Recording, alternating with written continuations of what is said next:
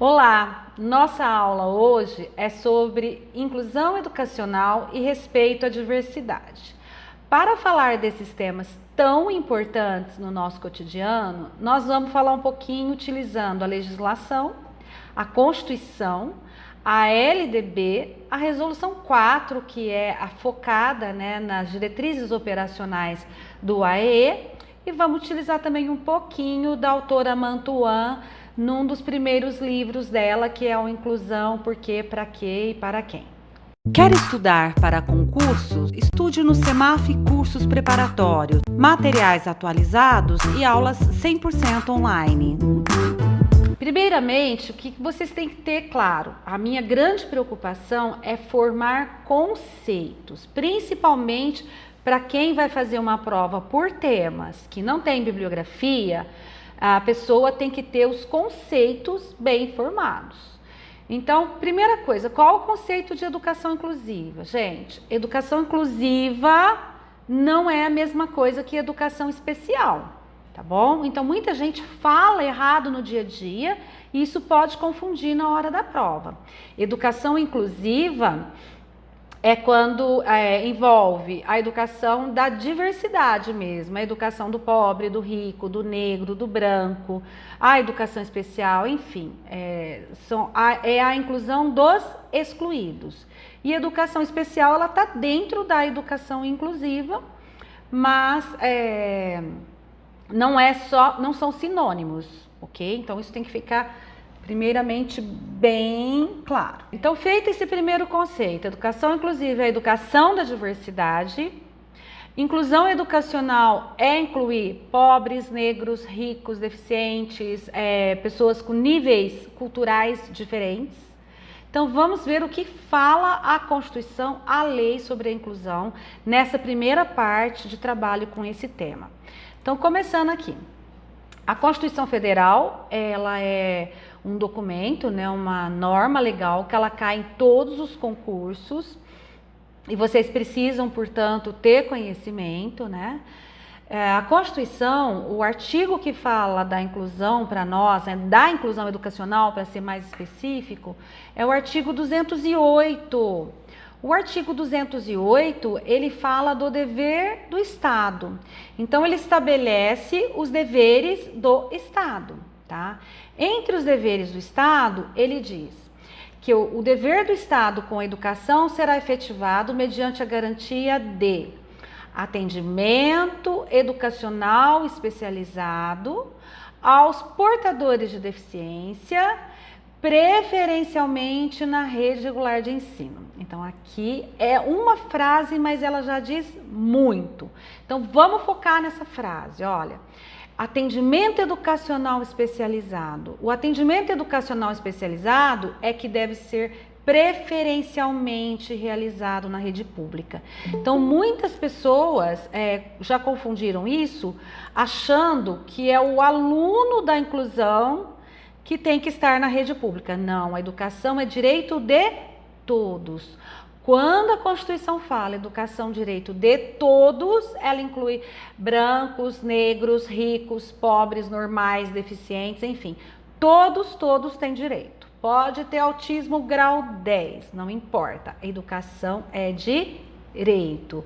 O AEE, que é a sigla que a gente usa, para atendimento educacional especializado, é que deve ser feito preferencialmente na rede regular de ensino, ok? Então, é muito importante vocês entenderem essa diferença. Outro conceito muito importante que nós já temos aqui nesse primeiro tópico é o conceito de portadores de deficiência, Não é nenhum conceito. Na verdade, é entender que a Constituição e o ECA, quando se relacionam, quando vão falar sobre o atendimento educacional especializado, eles dizem que é para o portador de deficiência. Então, tem que ficar claro para vocês que nas demais legislações, como por exemplo, LDB, diretrizes, Política Nacional de Educação Especial na perspectiva de educação inclusiva. Então, nos demais documentos não se usa esse termo portadores de deficiência, porque é um termo considerado politicamente incorreto, tá? Então, a LDB e as diretrizes e a Política Nacional, eles vão falar educandos com deficiência, vírgula, né? Ou com transtornos globais de desenvolvimento ou altas habilidades superdotação. Então, eu já vou antecipar um pouquinho desses conceitos aí. Então, se a questão pedir Constituição ou ECA, vai estar escrito lá portador de deficiência. Ninguém porta uma deficiência como porta uma bolsa. Okay? Então, é um termo politicamente incorreto, mas continua na Constituição e no ECA. Nas demais legislações, vai falar educando com deficiência no singular, porque se entende que a pessoa tem uma deficiência, ou é uma deficiência física, uma deficiência visual, ou é uma deficiência mental, mas ela tem uma deficiência. Então, educandos com deficiência. A segunda categoria é educando com transtornos globais de desenvolvimento. Então, quando tem transtornos globais de desenvolvimento, pode ser que tenha mais de uma deficiência, né? Porque a legislação, alguns documentos vão falar que transtorno global de desenvolvimento inclui o autismo, a síndrome do espectro do autismo e as psicoses infantis. Porém, a legislação, as publicações, elas se preocupam de dizer que não é para categorizar, tá? Então, tem outras publicações que incluem síndromes, síndrome de Rett ou demais síndromes. Porém, não é para o professor preocupar com essa categorização, e sim saber que aquele aluno que tem transtornos globais de desenvolvimento, além dos autistas, do espectro do autista e das psicoses infantis, é um aluno que ele tem dificuldades de se relacionar socialmente, né? Nós vamos ver todas as definições aqui para esse transtorno global de desenvolvimento, porque, gente, tem que lembrar que é muito importante, professor não é para fazer diagnóstico, tá bom? Nem o professor de educação especial é para fazer diagnóstico, porque um diagnóstico de uma deficiência ou de um transtorno global de desenvolvimento jamais é feito por uma pessoa só. Tem que ser feito por uma equipe multidisciplinar. Então, não se preocupem com uma categorização, quer dizer, de ficar, eu acho que é isso, eu acho que é aquilo. Tem professor que fala, né? Eu tenho certeza que aquele menino tem autismo, eu conheço, né? Eu me deparei com situações assim quando era diretora, é bem constrangedor, porque a professora não é professora, ela não é médica, ela não faz parte de uma equipe disciplinar, ela não pode diagnosticar esse tipo de coisa nas crianças. E o educando com altas habilidades ou superdotação é aquele que tem, né, a capacidade além da maioria do padrão dos alunos. Nós vamos falar sobre isso também. Também esses três conceitos são conceitos que podem cair nas provas de vocês, que vocês têm que conhecer muito bem, tá bom? Aí nós vamos falar da LDB, o que ela diz sobre a educação especial. A LDB, a gente chama ela de minimalista, porque ela define só os mínimos, apesar dos 70 artigos, né? Então, ela deixou educação infantil órfã, educação especial órfã, gestão democrática órfã, no sentido que ela fala muito pouco. Então, a LDB sobre educação especial, ela está prevista nos artigos 58 e 59. O artigo 58, ele vai dizer: entende-se por educação especial a modalidade de educação escolar oferecida preferencialmente na rede regular de ensino. Observem que o preferencialmente é a modalidade, ok? Para educandos com deficiência, transtornos globais de desenvolvimento e altas habilidades de superdotação. Também é uma frase, né, um artigo que traz conceitos muito importantes. Primeiro conceito, educação especial é uma modalidade, tá? Como educação indígena é uma modalidade, educação quilombola é uma modalidade, educação à distância é uma modalidade, educação de jovens e adultos é uma modalidade. Então, a educação ela é dividida por níveis ou etapas e modalidades. Então, tem que entender que a educação especial é uma modalidade e que ela deve ser oferecida preferencialmente na rede regular de ensino, tá? Aí, o parágrafo 1º. Haverá, quando necessário, serviços de apoio especializado na escola regular para atender às peculiaridades da clientela da educação especial.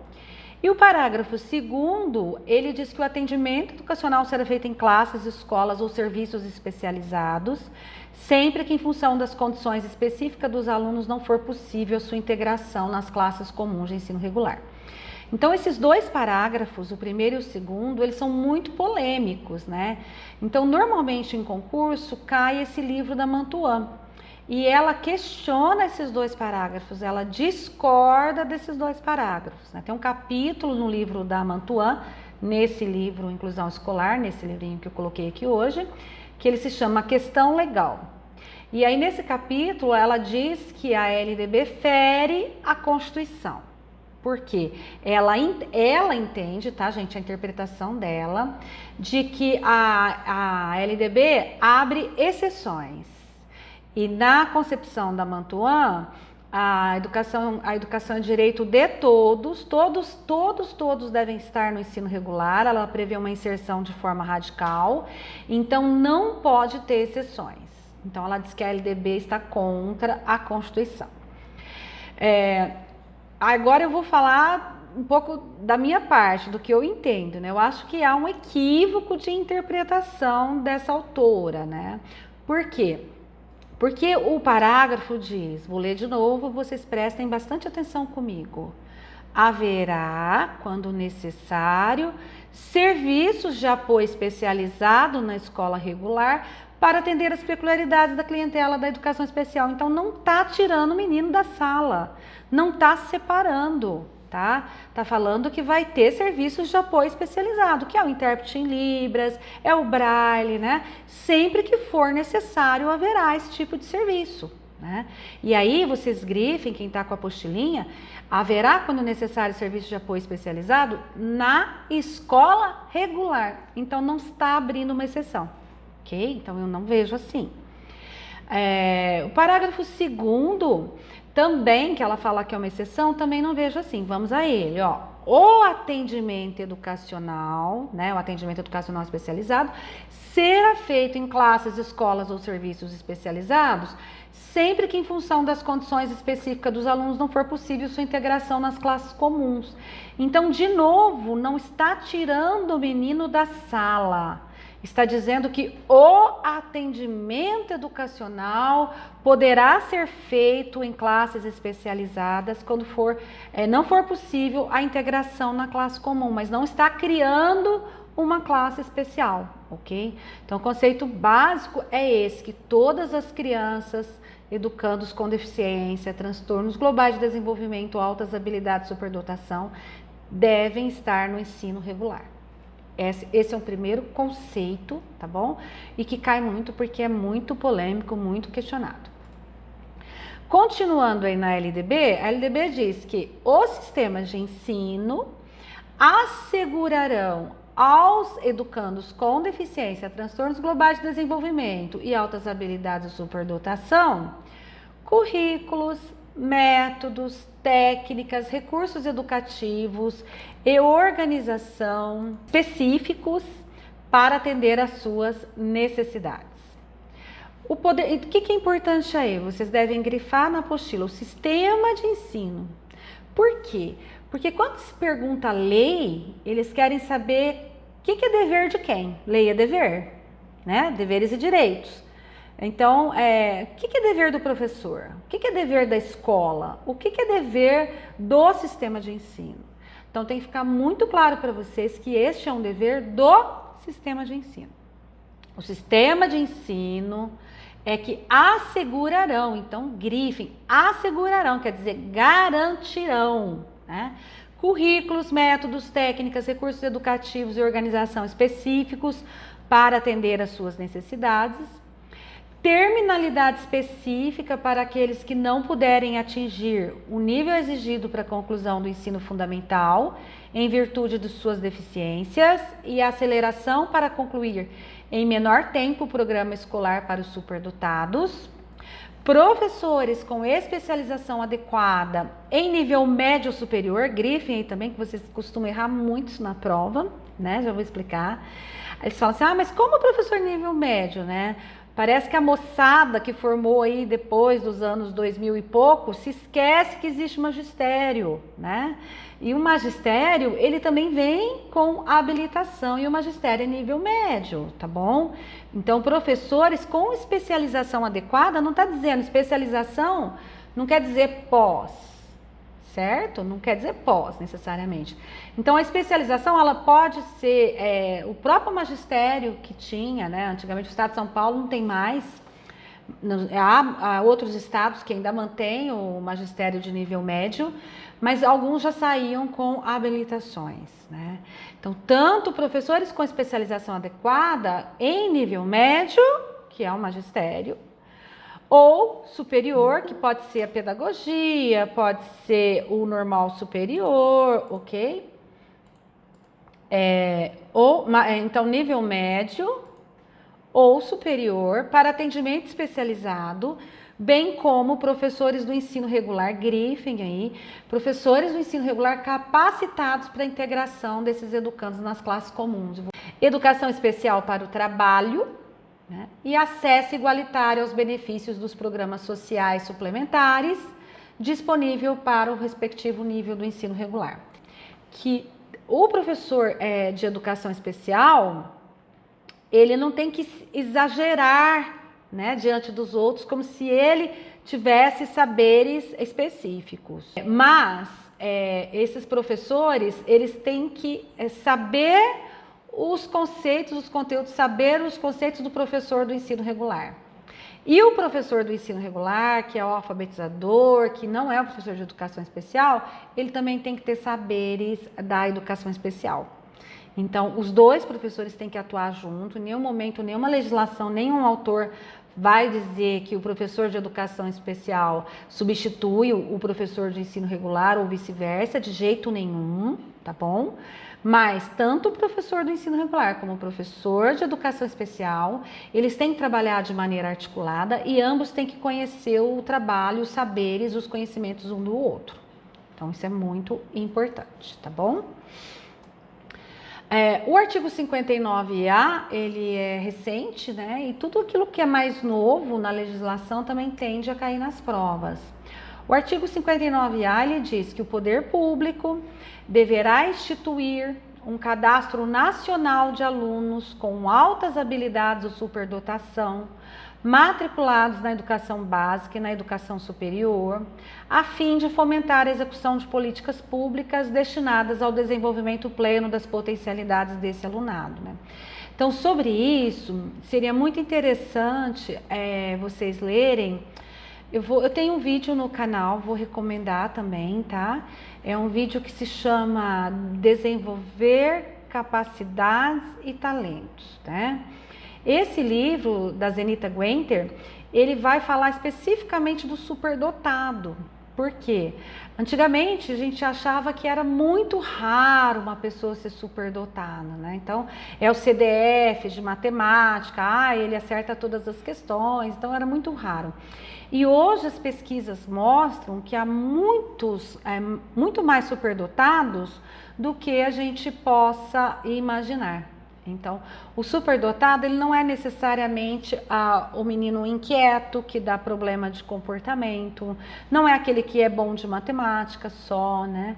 O superdotado, ele pode ser bom em qualquer área só, ele não tem que ser bom em tudo também, né? Eu falo tudo isso no vídeo da Zenita Guenter, que é interessante para vocês, sobre a resolução 4 de 2009, né? Também super recomendo um videozinho que tem no meu canal. É um vídeo assim, amador, né, gente? A gente faz aquelas coisas em casa mesmo, né? Mas é um videozinho que ficou legal, porque ele também está detalhando bem essa resolução. Assim que vocês tiverem um tempinho, vejam também esse vídeo, tá bom? Então, resolução 4, né, ela é pequenininha, são 2 páginas. Mas é o que eu falo sempre, né? Não adianta você ler, você tem que ler e entender. Porque quando a gente lê com óculos, que não é necessariamente esse aqui, mas é a nossa base conceitual. A nossa base conceitual é um óculos. Então eu leio e entendo o que eu quero. É muito comum isso, tá bom? Então vamos tentar esclarecer um pouco essa resolução. Ela institui as diretrizes operacionais para o AEE, ok? Então o artigo 1º, né, ela dá uma responsabilidade para o sistema de ensino quando ela diz: os sistemas de ensino devem matricular os alunos com deficiência, transtornos globais de desenvolvimento e altas habilidades de superdotação nas classes comuns do ensino regular e, grifem aí, e quem está com a apostila, grifa, e no atendimento educacional especializado. Não é ou, certo? Então, sempre lembrar que o atendimento educacional especializado complementa ou suplementa o ensino regular. E o ensino regular complementa ou suplementa o atendimento educacional especializado. O educando com deficiência, transtorno global de desenvolvimento ou altas habilidades de superdotação, ele deve estar matriculado nos 2, tá? Quem faz essa matrícula é o sistema de ensino, tá bom? E aí tem uma questão de financiamento que essa resolução esclarece, que eu vou explicar para vocês também. Okay? Então, nas classes comuns do ensino regular e no atendimento educacional especializado, ofertado nas salas de recursos multifuncionais, chama sala de recursos, viu, gente? Alguns sistemas colocam nome, NUP, NAIP, NOIP, mas o nome correto, né, que vai aparecer na prova para vocês, é sala de recursos, ok? Então, sala de recursos multifuncionais ou em centro de atendimento educacional especializado da rede pública ou de instituições comunitárias, confessionais ou filantrópicas sem fins lucrativos.